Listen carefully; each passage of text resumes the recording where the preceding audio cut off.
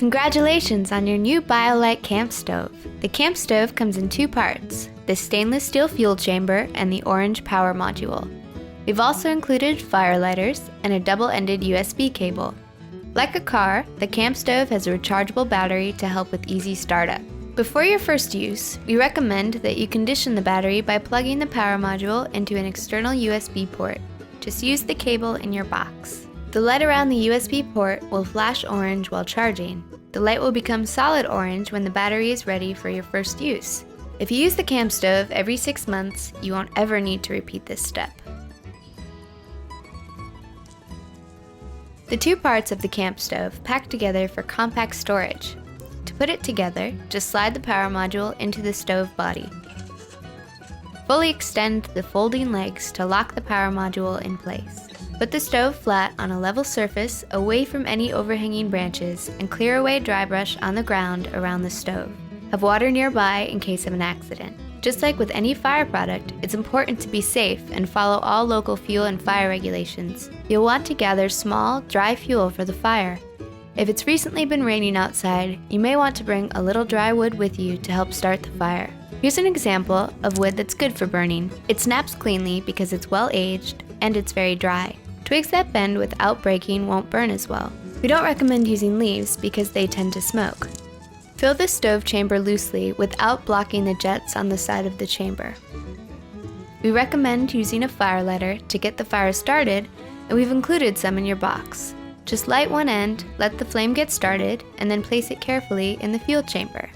If you don't have fire lighter, you can also add small kindling or some paper to the top of the stove and light that with a match.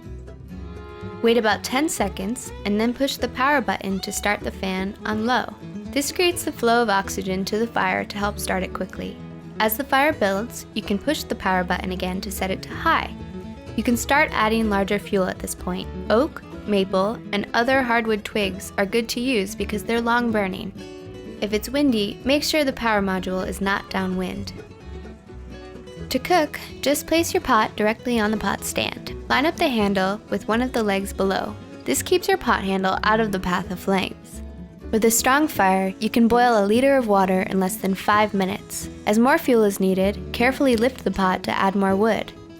As the fire burns, you can push the power button to toggle between low and high.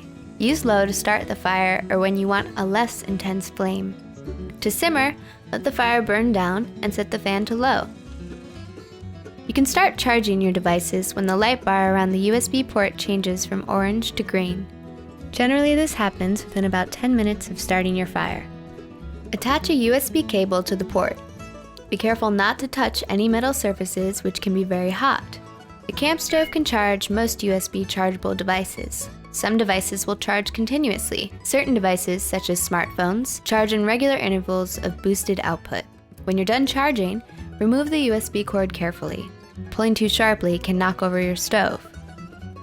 When you're done using the Campstove, just let the fire burn down to cold ash or bury live embers and extinguish with water.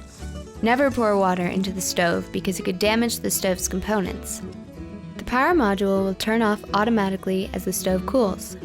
To manually power off, hold the power button for 3 seconds.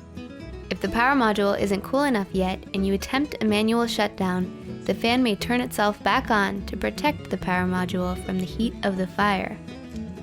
Wait at least 5 minutes to see if the stove chamber is cool enough. Once it's completely cool, you can store the power module inside. Fold the legs down, remove the power module, and slide it into the stove chamber. Remember, it's important that the stove chamber is cool in order to protect the power module. Just slip your stove into your stuff sack, and you're ready to go.